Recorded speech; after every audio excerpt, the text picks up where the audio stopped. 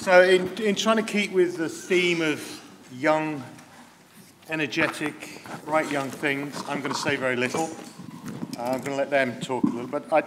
Just before I do that, I think it's worth just reflecting on how we've got to where we are in Norwich with the team.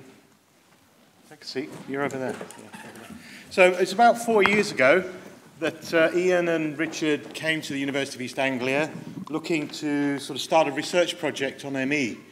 And they met with myself and Professor Tom Wildman, who unfortunately can't be with us today.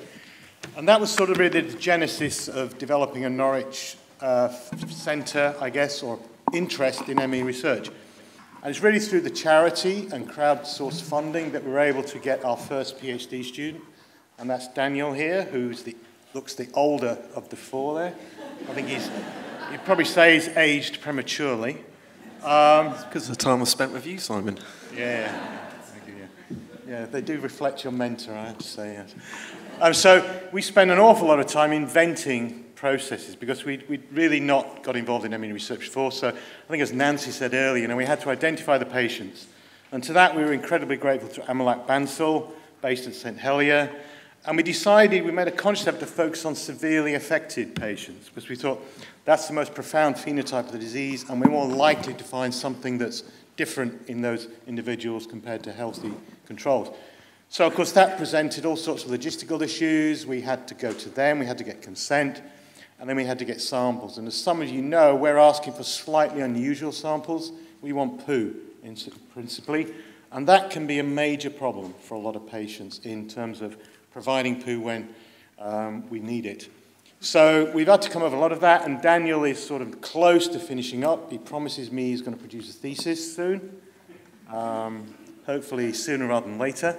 But as you can see, in continued support from yourself and the charity, we have some new PhD students. So the team is building. We feel as though we've sort of overcome the initial inertia, and we're now gathering momentum, and we can now really see that we're going to start to make some headway with our research. And Ian Charles, my director, has sort of given you the hard sell on the Quadram. And I have to say, there's space there for ME research and an opportunity to really establish ME research in the UK in one place, which I think will really help everybody, and not just people based in Norwich, but in London and elsewhere. So I'm not going to say anything more. Each student has been given 5 minutes on one slide to present what it is they're working on and what that relevance of that is to ME. I think Fiona is going to introduce them all as a group. And so at the end of that, we should have some time for questions. So if you can save your questions to the end, I can see they're all probably incredibly nervous. So be nice to them. But, ask tough questions because they're just starting out their PhD. So now's a chance to really get them to think about what it is they're doing and why they're doing it. So I will now shut up and pass over to Fiona.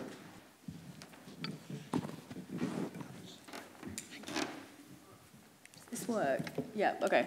Right, my name is Fiona Newbury. I'm a first-year PhD student, as Simon said. Sorry about the husky voice, I'm getting over a cold. So I'm just going to introduce briefly our 4 projects. So is this where the cause of ME lies? This is where our research is mainly based, is around the gut origin of ME. So this was kind of briefly introduced before. What is the microbiome? Everyone's body is colonized in a vast number of microbes. On the left, you can see a healthy gut. There is a diverse community of bacteria in the gut, and there's also a diverse community of viruses as well. There is an intact epithelial layer which separates the gut from systemic circulation, and the microbiome has been shown to be involved in basically every aspect of human health. So this is based, we can't really see that very well. And this is the hypothesis that we're all working on in Norwich. We're all working on different aspects of this hypothesis pipeline. So we believe that a viral infection in the gut triggers a change in the bacterial gut composition. And the reason we're starting in the gut is because several patients report IBS-like symptoms. So this leads to gut inflammation and then a leaky gut. The bacteria pass into systemic circulation. You can't read that very well, I'm sorry. And this causes the symptoms of autoimmunity that you can see. So in this gut on the right, you can see there is a massive decrease of the bacteria that is seen in the healthy gut.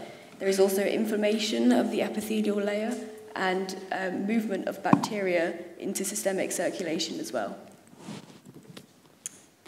So Ernie will be introducing his project, which is focusing on the viral infection of the gut.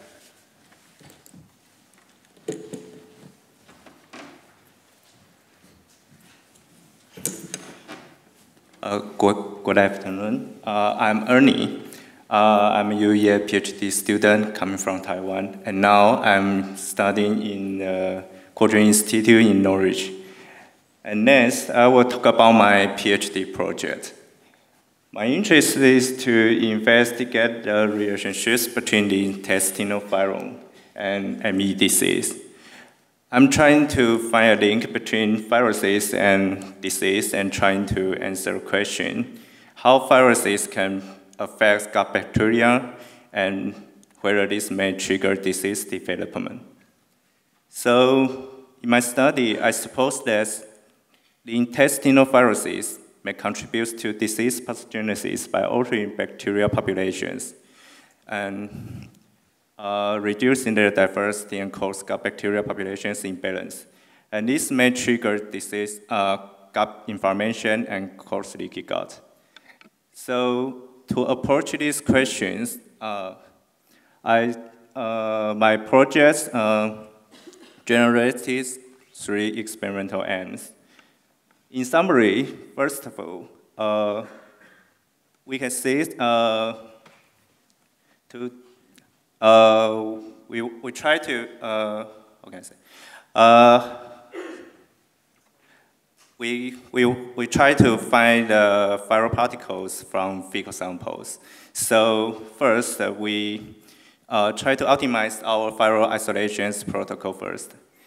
We collect fecal samples from moderate and severe patients and healthy household individuals, and then isolate virus and viral particles. And check their DNA and sequencing to compare virus and bacterial populations between ME and health samples to see where the abundance and diversity have changed or not.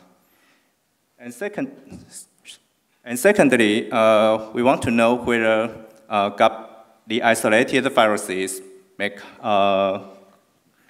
We want to know where the isolated viruses have the ability to kill the gut bacteria hosters. So we select certain gut bacteria as models and mix with the isolated viruses to see where the gut bacteria will be killed. And third, via the experimental animals to determine whether viral infection could be correlated to ME disease. So we try to establish whether viruses could be correlated. Sorry. We try to establish whether viruses and viral particles from ME patients can promote intestinal and systemic inflammation. So we will treat experimental animals such as mice with the isolated viruses and to see where they can induce gut inflammation by detecting some inflammatory markers in serines. So that's my studies. And then for analyzing our sequence data, we try to develop and use the new pipelines and tools to analyze. So next, Fiona will introduce how we do that to analyze our sequence data for further viral study. Thank you.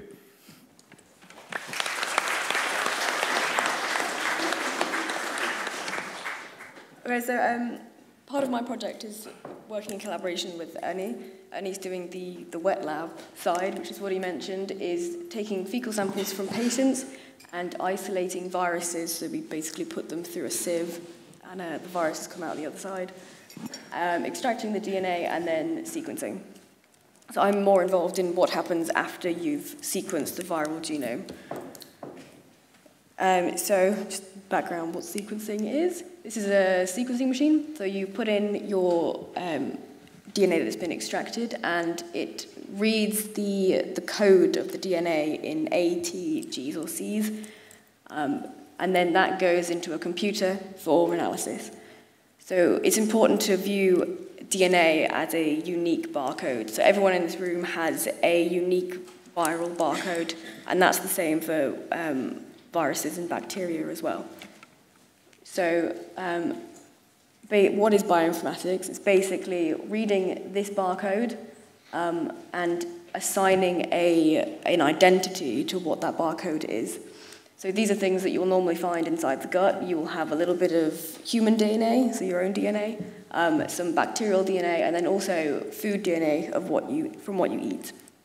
So it's possible to input the barcodes that you've generated from the sequencing into various computer programs that then assign the identity of those barcodes to human, to bacteria, or to some food that you've eaten, such as carrots. And it's also possible to tell the percentage of what's in your gut as well. So doing this with viruses is a lot more complicated. One of the main problems is inadequate tools. The computer tools are just not developed for analysing viral genomes. Also, the viruses aren't all characterised yet, opposed to bacterial genomes. They have been characterised quite well, and there's a database that contains all these bacterial genomes, but for viruses, that just isn't there. So if you input an unknown viral barcode, nothing comes out, you can't assign it. And also, viruses are very similar in their genomes. Due to the high mutation rate you get with viruses, you can get mosaic genomes, which they're very similar, and it's difficult to tell the difference between these viruses. So due to the inadequate tools, it's not possible to tell the difference between these viruses. And this whole process is very important in determining the viral community that's in your gut, because if you're not using the correct tools, you won't be able to analyze the viruses properly, and that can impact the results you get. So you're not getting a complete picture of the virome that is in these patients. And this is what my project is. I am developing tools to kind of address these questions and find ways of characterizing the virome a bit better. So Danny will now come up for a second time and talk about gut inflammation.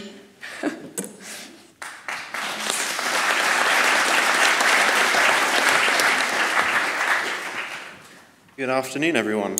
Thank you for inviting me here to talk to you. I'm just going to make a comment on yesterday's colloquium, which concluded with a discussion between all the researchers in the room about the points which we currently know now about ME, things we think we know, and clearly things we need to look further into because we don't have an idea. And one of those things, which I think we can now say, and we all agreed on in the meeting, that in terms of the microbiome, there is a difference in ME. And we know that the microbiome has a huge role in health in general, and that appears to be associated in terms of diversity, that a very diverse microbiome confers health, but what exactly a healthy microbiome is, in precise detail, is very difficult to answer. But nevertheless, reduction in diversity is associated with a whole range of diseases, which research in recent years has increased at a huge, significant rate. And now, thanks to the work of people in this room, like Maureen Hansen and Professor Mady Hornig, we can now say that there is, generally speaking, a reduction in diversity in the ME microbiome, typically associated with patterns similar that we see in IBS. And so one of the aspects I wanted to address is the question of gut leakiness and how, in addition to the information we now know about the microbiome, how this may link with the immune system and with the gut barrier, which is the interface between all these microbes in our gut and the underlying immune compartment where we have B cells residing. And so what I want to talk about is IgA antibody, which is secreted into the gut at significant amounts, 2 to 5 grams a day. And this antibody is pumped into the lumen, and it coats the bacteria.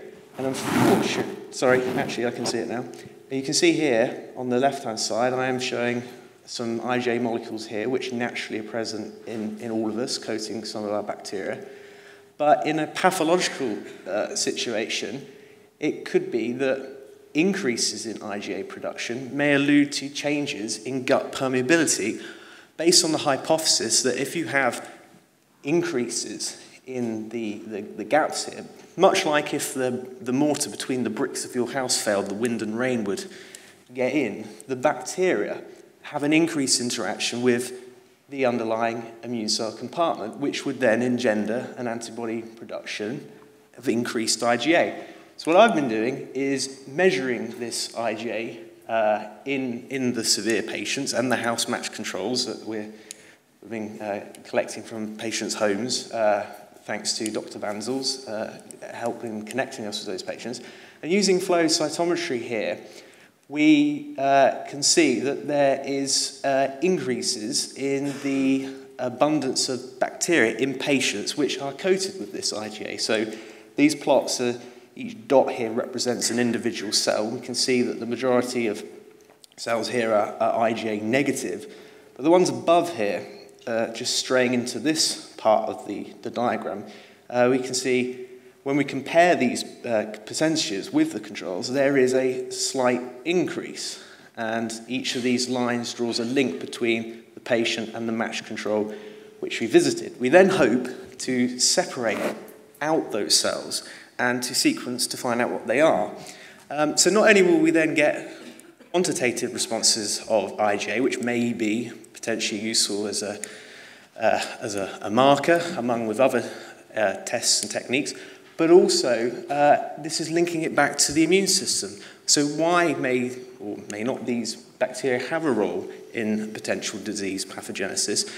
But also these are good candidates to start with, which is linking with Catherine's project, who will be utilising some of these bacteria to see how they may interact with other immune cells, which may then engender autoimmunity as well. So I'm going to hand over to Catherine now, who will hopefully be able to explain a bit more on that. Thank you.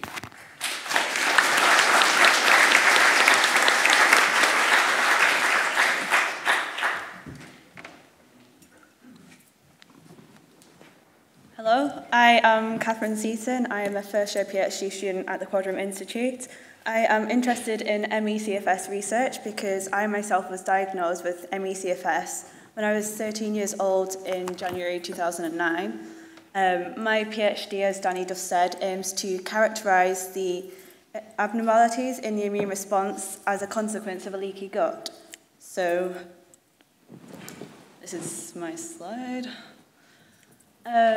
So if there is a leaky gut, gut microbes can escape into the bloodstream and may cause inflammation, which could lead to autoimmunity. And autoimmunity is where the immune system attacks and destroys our own cells within our body. So how could gut microbes lead to the generation of autoimmunity? Well, I'm just going to bring you to this jigsaw puzzle analogy. So, as you know, when you do a jigsaw, each jigsaw puzzle has a unique pattern, and this is like on cells. Each cell has a unique pattern. So, in this example here, the immune cell and the bacteria cell have similar patterns, so combined to one another, whereas the human cell has a different pattern, so cannot bind. But from the interaction of the immune cell with the bacteria, this could lead to inflammation. And the inflammation could then lead to a change in the pattern on the human cell, which now allows it to bind to the immune cell, which is how this autoimmunity could occur. It's just one mechanism. So how would I actually research this? Well, I will be getting gut microbes from the stool and immune cells and antibodies from the blood, putting them together in the lab to see whether they react with one another. And this shouldn't happen in healthy patients, but if it does happen in the disease, this confirms the leaky gut because there'd be this reaction. So for the next cohort of PhD students, we will continue to recruit severe ME/CFS patients through Epsom and St Heliers CFS service, but we will also begin to recruit locally through GPs and occupational therapists within Norfolk and Suffolk. And for each severe ME/CFS patient we recruit, we will also get a household control. And household control is really important in these studies because the environment is a factor that alters the microbe populations within the gut.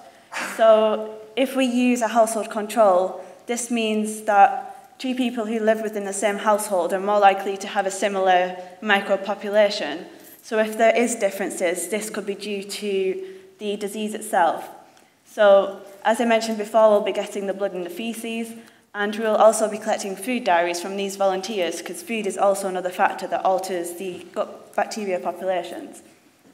So if we manage to prove that this process is what occurs in ME/CFS, this could provide a really good opportunity to utilise or design new therapeutics. So examples of these are drugs that could suppress the inappropriate immune response, and also the use of bacteria therapy, such as fecal microbe transplants and healthy probiotic bacteria, which would aim to restore the good microbe population within the gut to block this downstream process. Finally, there may be a rituximab clinical trial in Norwich, and if there is, we will see the effect of this on this process and see whether or not this process is blocked and whether or not it's linked to clinical response in ME/CFS patients. Thank you.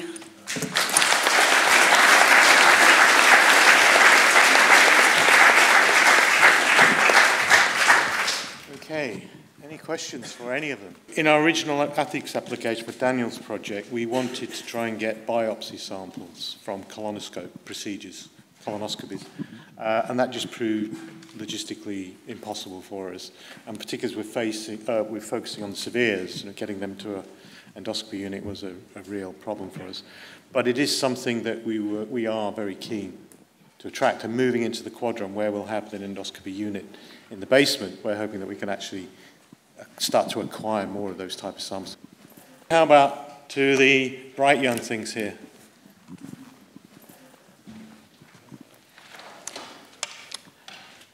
I met most of you last night at dinner and had a delightful time with you. Thank you very much. I've been interested in the focus of all the talks today that has been on on a viral cause for ME. But there are a whole lot of people who go into the ME dustbin, as I call it.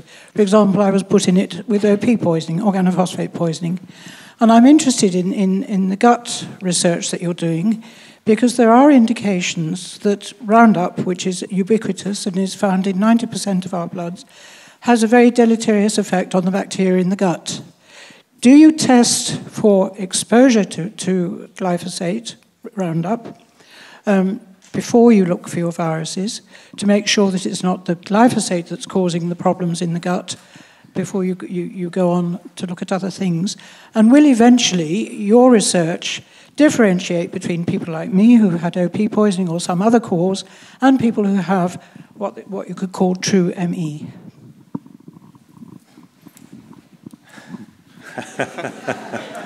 Okay. I think in answer to your question, Daniel, we don't test for Roundup in our samples. But I think going back to the whole cause of ME, I don't think we're looking for a specific single cause. I think it's very unlikely that there is going to be one. Yeah, I don't know what else can... That's pretty much what I was going to say. Yeah. Maybe it's something that I think it's outside, particularly my project, what I'm looking at. You have to maintain a focus.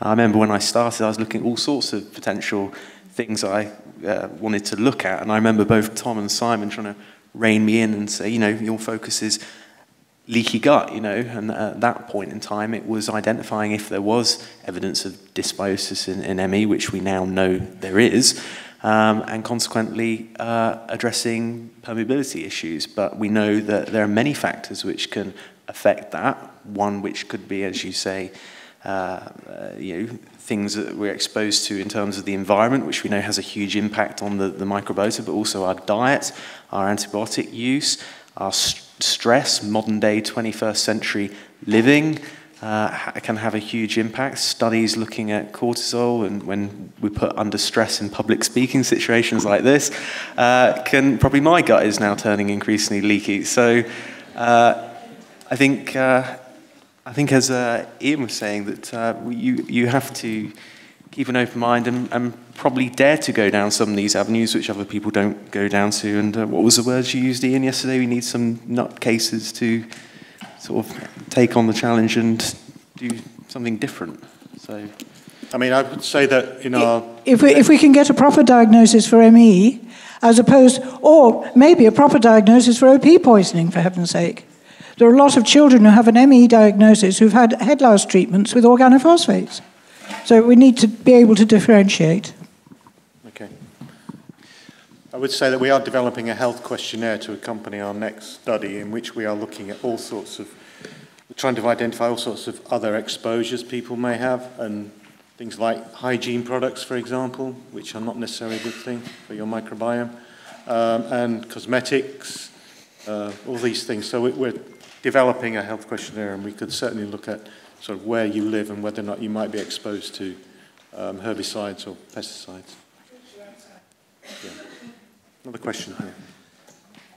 I'm familiar with this argument that that this is a complex problem which may have multifactorial causes, but I'm a great devotee of Occam's razor, and I have a feeling that there may well be a simple answer to what you state is definitely a complex problem. And in my view, if you look at tests of muscle function, there seems to be something wrong with the mitochondria. And mitochondrial function is clearly something which would, it spreads across the whole range of cellular function. Are you intending to look at mitochondrial function in gut biopsies to see if there's a role, a pathological role being played here? Well, one of the challenges we've had is obtaining gut biopsies, as Simon said a few moments ago. It was one of the initial things that I requested on my ethics application. But because of the ethical implications of putting patients through such a procedure for the purposes of just my PhD project, it was viewed that, that this was not ethical. Nevertheless, as a gentleman over there has suggested, that that may be something that we may be able to obtain, and particularly for the ladies and gentlemen sitting to my left, that may be something which they may go down and look into. Hi, I'm Emily. I'm a junior doctor and involved in research with ME in Birmingham. So this is kind of another question of, have you also looked at this, or have you thought about this? So I wonder whether the autonomic dysfunction, so a lot of patients with ME have POTS or potentially just have dysregulation of blood flow for other reasons, meaning the gut obviously is one of the first places where we lose good quality blood flow when we're stressed, for example, when we're holding a microphone or when we're giving a talk even, whether it would be worth, even if you can't do tilt tests on these patients, including something like a Compass 31 autonomic questionnaire to see if there's a correlation, because certainly in POTS, people's IBS improves dramatically in many cases once the treatment restores that actual blood flow. So I just thought that would be something worth looking into. I think the answer is yes. Thank you very much.